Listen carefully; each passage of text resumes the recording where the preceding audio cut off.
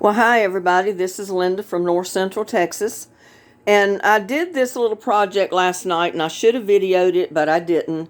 But I wanted to get on here today and show you what I did. Now, I'm getting these tubs ready for spring planting. You know, they're just regular 18-gallon totes.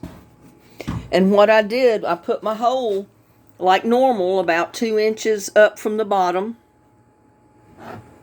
And I just melted it in with a hot glue gun. And then I stuck this plastic hose in the hole.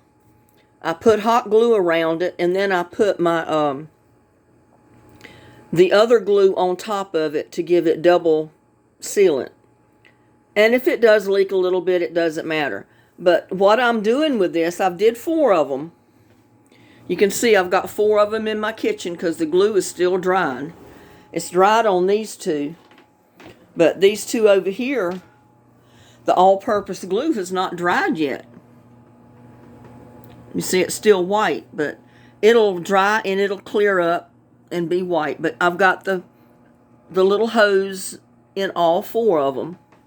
And what I'm going to do is put them up on a boulder rock or some kind of a little stand, to where when I water this, you know, these 4 totes, that any of the excess water is going to drain out and go out that hose.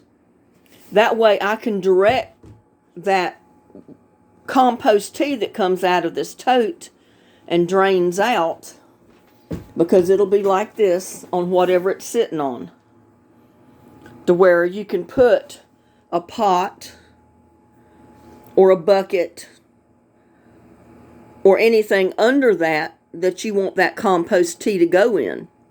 So what it will do is let you recycle the compost tea that comes out of this tote when I get it fixed.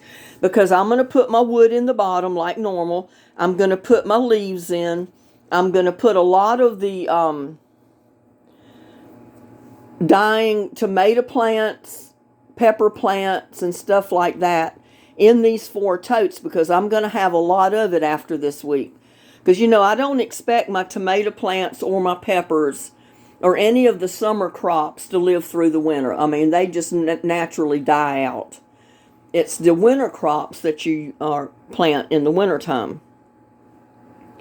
So what I'll be able to do is break down all of the dying tomato plants, like I said, the pepper plants, or whatever other plants I've got out there that's dying out.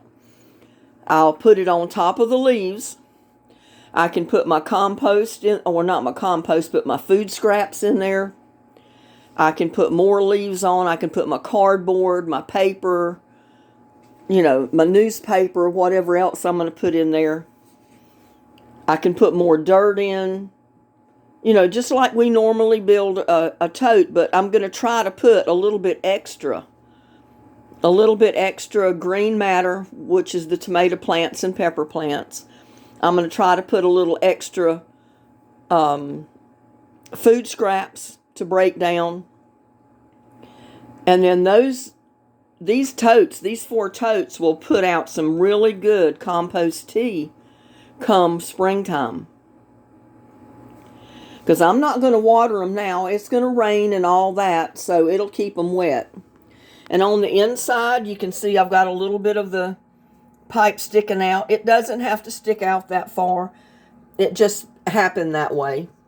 And what I'm going to do is put a little bit of the tulle or some type of netting or some type of a little screen around that pipe. So when I put my dirt and my leaves and all my other matter in this pot, it doesn't stop up the little pipe down there. I mean, I'm sure you've got some type of little lightweight netting, some type of a screen wire even, or anything that you can put around that little pipe to keep it from clogging up. Because you know what usually happens with pipes and stuff like that? They get clogged up over time. And I'm just going to put a little bit of tulle, because I bought tulle by the bolt. I ordered it online for like $10 for 40 yards of it. So I'm going to cut just a little bit of it, wad it up, and make sure it's around that pipe when I fill it up with the other matter that I'm going to put in the tub. That way it doesn't get stopped up. It'll keep it free flowing, and it'll also filter out some of the big pieces that might get in the water.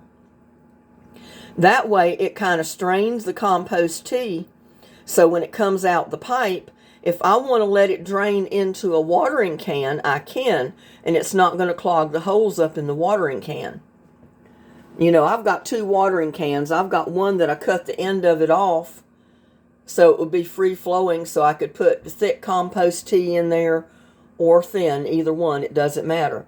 And then I've got another regular watering can that I cut the end, you know, that I've got the end of it on there like it came with a little sprinkler spout, and it's not going to clog up that spout when the compost tea is strained before it gets through that pipe down there.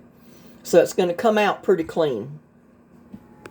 So that's an idea that you can do for your spring totes if you want to recycle any of your compost tea, because a lot of my totes now, they're up on rocks or boulders to get them up off the ground a little bit.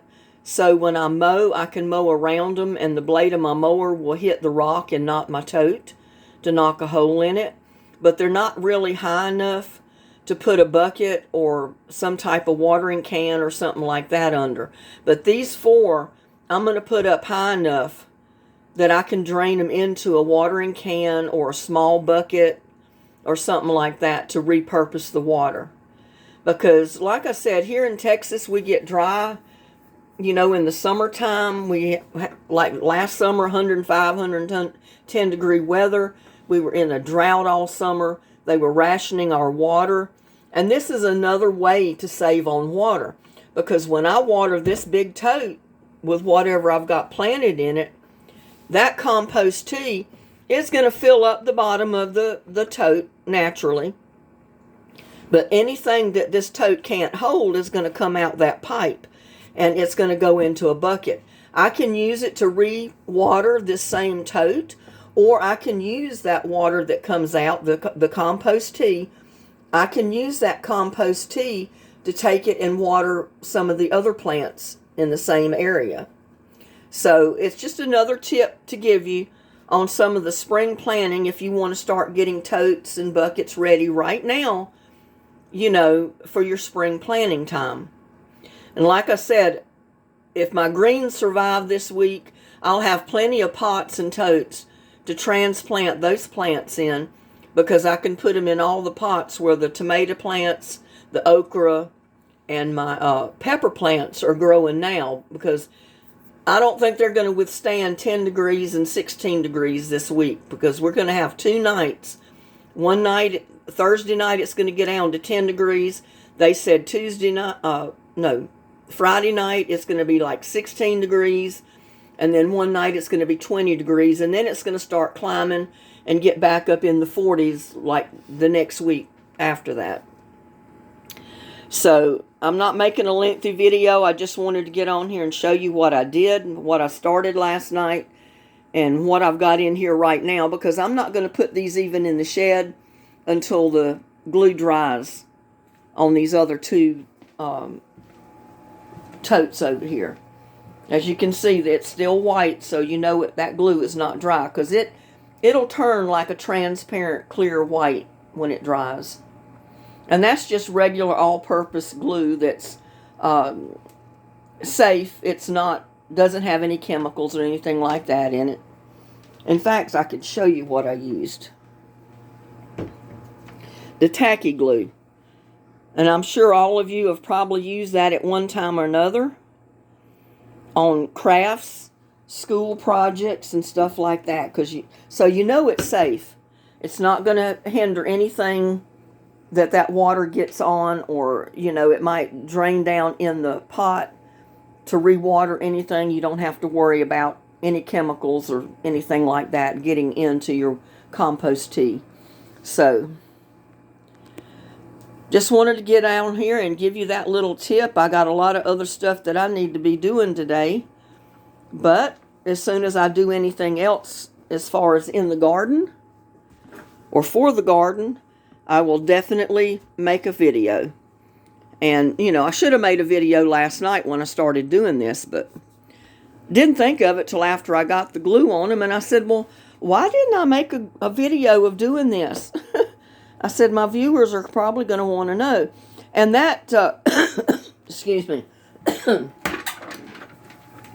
the tubing I bought a year ago. And I got a whole, it comes in a roll like this. And you just pay so much for like, I don't know, 50 foot of piping. I don't remember how much it was, but I know it was pretty cheap. Didn't spend much at all on it. And the reason I got it was to use it on some of my bird feeder, my bird fountains. But you can see I had such a big roll. I've already used it on fountains that I was doing, and I'll do more fountains, so I'll probably use the rest over a period of time. But I still had plenty of tubing. So I figured, well, this is going to be a great way to use some of that tubing and be able to reuse the water and the compost tea that comes out of these totes to either, like I said, re-water the tote or water another plant that's close by or that type of thing. Because if you're living in an area like I am and they ration water on you, you'll be glad that you can repurpose some of your compost tea coming out of your buckets, because they'll limit you like they did me this past year. I was limited to 2 days a week of watering, and then I only had certain hours I could water. And then it got down to 1 day a week. And I hope it does not get this bad this summer. But you know, that's the reason I started keeping so many compost tea buckets, the 5-gallon buckets, and then I bought the 20-gallon trash can with lids and turned those into compost tea containers, so I could hold water from one watering day to the next. Or like if I watered, you know, my watering day was today, I'd make sure my buckets and my trash cans were full of water. That way, if I had to water anything 2 or 3 days later, I could do it. I had the water saved already to do that. So that's just some more tips to your garden. So with that, I'm going to wish everybody a Merry Christmas. Be safe with your Christmas shopping, which I know a lot of people are doing right now. And y'all have a blessed day. Please like, share, and subscribe to my videos. That's the only way I know you like the content and you want me to keep posting videos. Have a blessed day. See you on the next one.